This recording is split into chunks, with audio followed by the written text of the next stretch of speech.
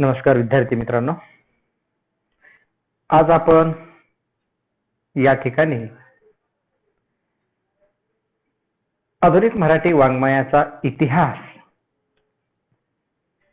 यामध्ये कविता हा वाङ्मय प्रकार पाहत आहोत. कविता हा वाङ्मय प्रकार पाहत असताना आपण प्रारंभीची कविता हा विषय पाहिलेला आहे. प्रारंभीची कविता पाहत असताना कवितेचं सुरुवातीचं स्वरूप काय होतं याही गोष्टी आपण या ठिकाणी पाहिलेल्या होत्या. आज आपण नवशिक्षित कवींची कविता कशा पद्धतीने मराठी साहित्यामध्ये, मराठी वाङ्मयामध्ये सुरुवातीला रुजली हे आपण या ठिकाणी पाहणार आहोत. इंग्रजी शिक्षण घेतलेल्या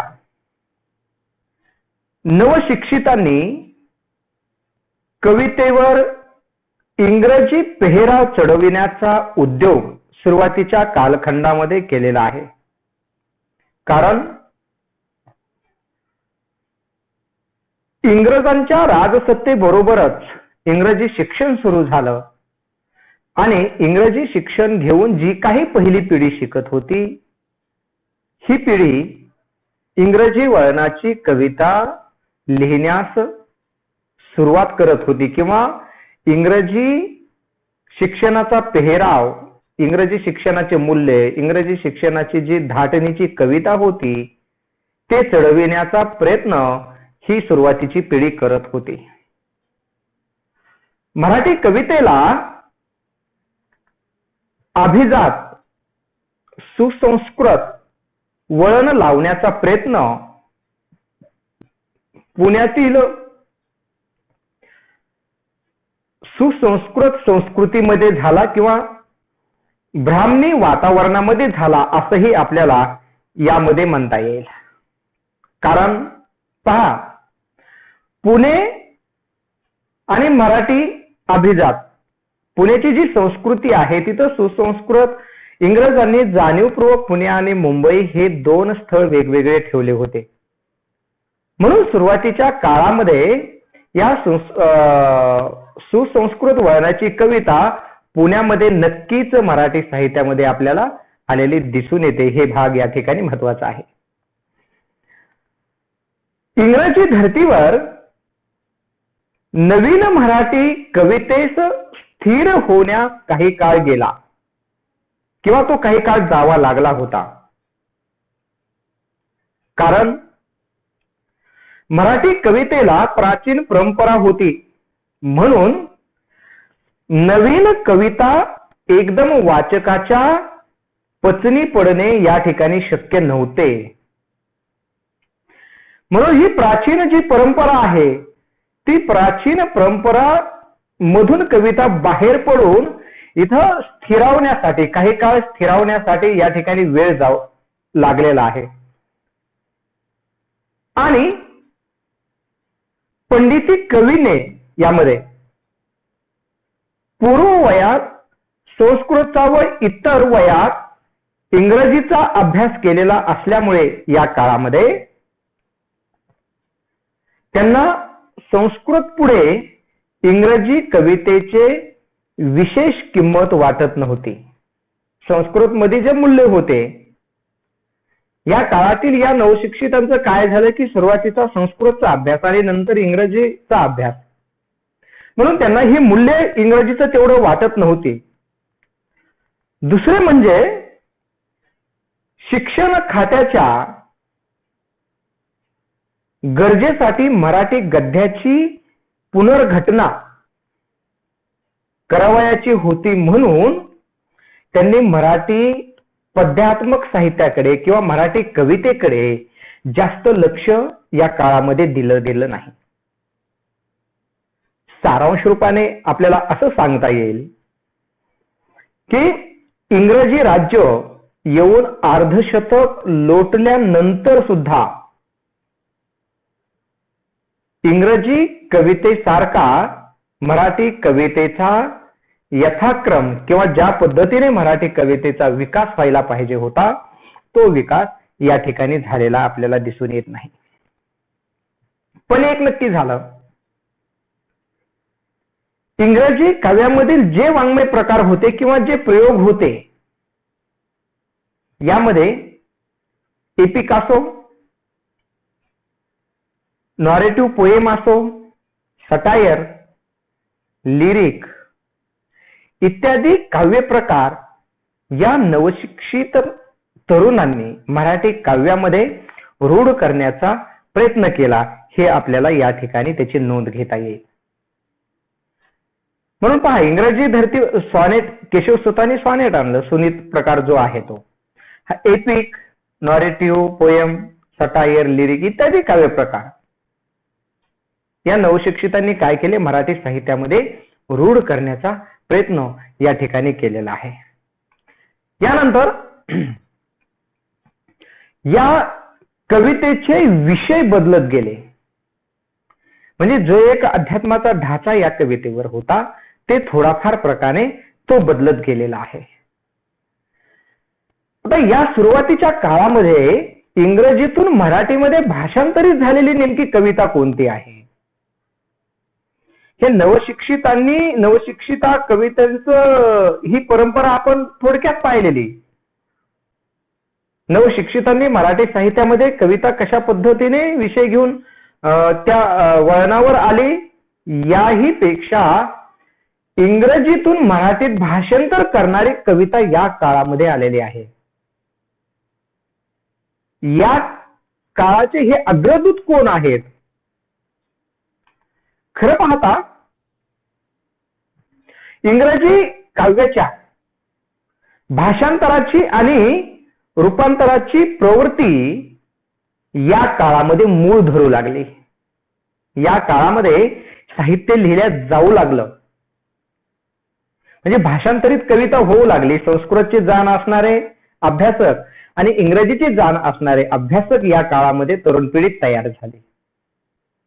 म्हणून मराठी साहित्यामध्ये इंग्रजी कवितेचं भाषांतर मोठ्या प्रमाणामध्ये या काळामध्ये होत होतं किंवा झालेलं आहे. यामध्ये कोणते कवी आहेत?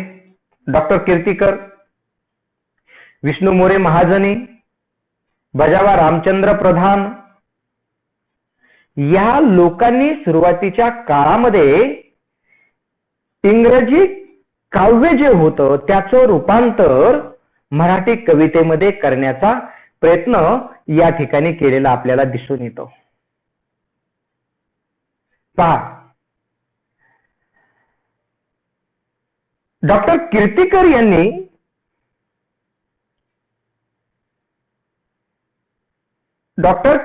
हे वैद्यकीय व्यवसाय करणारे 2007 साली जळगावच्या कवी संमेलनाचे आणि 1909 मध्ये बडोदा येथे झालेल्या साहित्य संमेलनाचे अध्यक्ष म्हणून त्यांना मान मिळालेला होता. आणि डॉक्टर कीर्तिकर यांनी टेनिस लेखकाच्या प्रिन्सेस या काव्य संग्रहाचं इंदिरा या नावाने मराठीमध्ये भाषांतर केलं, ते 1884 मध्ये. हे जे इंदिरा जे आहे ते स्त्रियांवरील अन्यायाचा निषेध करणारी व स्त्री स्वातंत्र्याचा पुरस्कार करणाऱ्या पहिली स्त्री होती इंदिरा, आणि ती मूळ प्रिन्सेस टेनिस यांची. 1884 मध्ये ती मराठी साहित्यामध्ये आणली आणि स्त्री स्वातंत्र्य आणि स्त्रियांच्या अन्यायावरील निषेध करणारी ती स्वतंत्र पहिली व्यक्ती मानल्या जाते. यानंतर प्रधान आणि कीर्तिकर यांनी काय केलं तर यांनी इंग्रजीतील काही खंडकाव्यांची रूपांतरे केली. तर विष्णू मोरे महाजनी यांनी वीणा काव्य मराठीमध्ये आणले. Wordsworth, Shelley, Keats, Coleridge, Byron, Blake, स्टोक अशा इत्यादी इंग्रजी लेखकाच्या वळणाच्या जवळपास 41 कविता त्यांनी रूपांतरित केल्या, मराठी साहित्यामध्ये आणल्या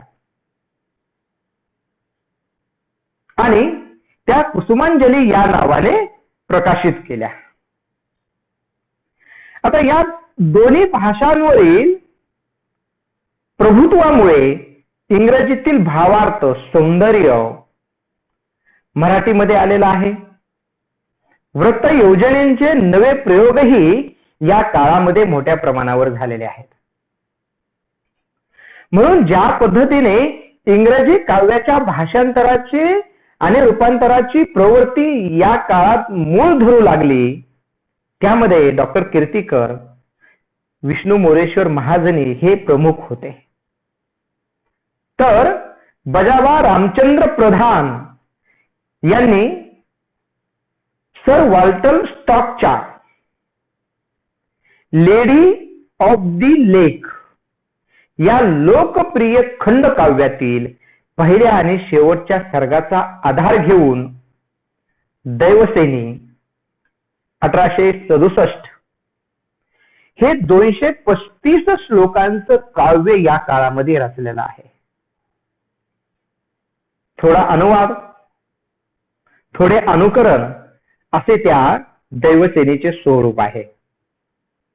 सर वॉल्टर स्टोकच्या लेडी ऑफ द लेक या काव्य संग्रहाचं, लोकप्रिय खंडकाव्याचं. त्यामुळे मूळ कथेतला गोडवा आणि वर्णनातला चटकदारपणा या काव्यात उतरू शकला नाही. काय झालं की अनुकरण करताना नेमकं कसं करायचं ही सुरुवातीची परंपरा असल्यामुळे या लेखकाला काही गोष्टी कदाचित माहीत नसाव्यात या काळामध्ये. पण या खंडकाव्यातील संवाद अकृत्रिम, प्रसन्न असल्यामुळे आणि भाषा मधुर असल्यामुळे या दैवसेनेच्या सुरुवातीच्या काळामध्ये 3 आवृत्त्या निघाल्या. स्कॉटने यासाठी स्कॉटलंडच्या डोंगराळ प्रदेशाचा पार्श्वभूमीसाठी वापर केलेला होता. लेडी ऑफ द लेक या खंडकाव्यासाठी तर बजावा रामचंद्र प्रधान यांनी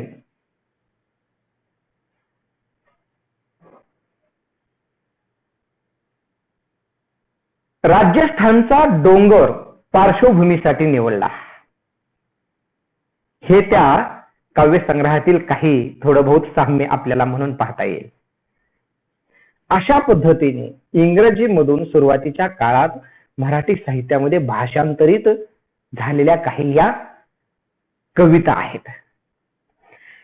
या कालखंडांचं सारांश रूपाने जर आपण काही त्याचा सार जर पाहिला तर नेमक्या कोणत्या गोष्टी आपल्याला यामध्ये जाणवतील. यामध्ये या काळामध्ये इंग्रजी काव्याच्या रूपांतराच्या निमित्ताने महत्वाचे सामाजिक प्रश्न मराठी कवितेमध्ये प्रथमच मांडण्यात आले. निमित्त मात्र इंग्रजी कवितेचं भाषांतर रूपांतर हे होतं, म्हणजे अध्यात्म घेऊन पंडिती साहित्यातून बाहेर पडून जी कविता वेगळ्या विषयाला धरून जे यायला पाहिजे होती तेवढ्या पद्धतीने येत नव्हती. ती कविता अनेक समाजातील प्रश्न घेऊन जन्माला आली, हे या कवितेच्या अनुषंगाने सारांश रूपाने आपल्याला सांगता येईल किंवा त्याचं ते महत्वाचं विशेषही आपल्याला मानता येईल. नववृत्त निर्मितीची आणि वृत्तापेक्षा कमी जाचक असलेल्या जातीतून काव्य लेखनाची प्रेरणा या काळामध्ये मिळाली किंवा काव्य लेखन करण्याची प्रेरणा या काळात प्रकट झाली असं आपल्याला म्हणता येईल. त्यानंतर इंग्रजीमधील उत्कृष्ट विना काव्याची मराठीमधून ओळख झाली. आणि ह्या विना काव्याची मराठीतून ओळख झाल्यामुळे हा विना मराठी साहित्यामध्ये एक स्वतंत्र काव्य प्रकार लिहिण्यासाठी एक पूर्वपीठिका तयार झाली. त्यासाठी ते ही पार्श्वभूमी एकदम सह्य ठरलेली आहे असं आपल्याला या ठिकाणी म्हणता येईल. त्याचबरोबर 1885 पासून भाषांतराची प्रवृत्ती मंदावत गेली होती. त्यामध्ये या काळात ही कविता आली. त्याचबरोबर या काळामध्ये नाटक, कादंबरी या वाङ्मय क्षेत्राला जेवढे यश मिळाले, हे वाङ्मय क्षेत्र जेवढ्या ताकदीनं पुढे आले तेवढ्या ताकदीनं कविता मात्र या काळामध्ये पुढे आलेली नाही.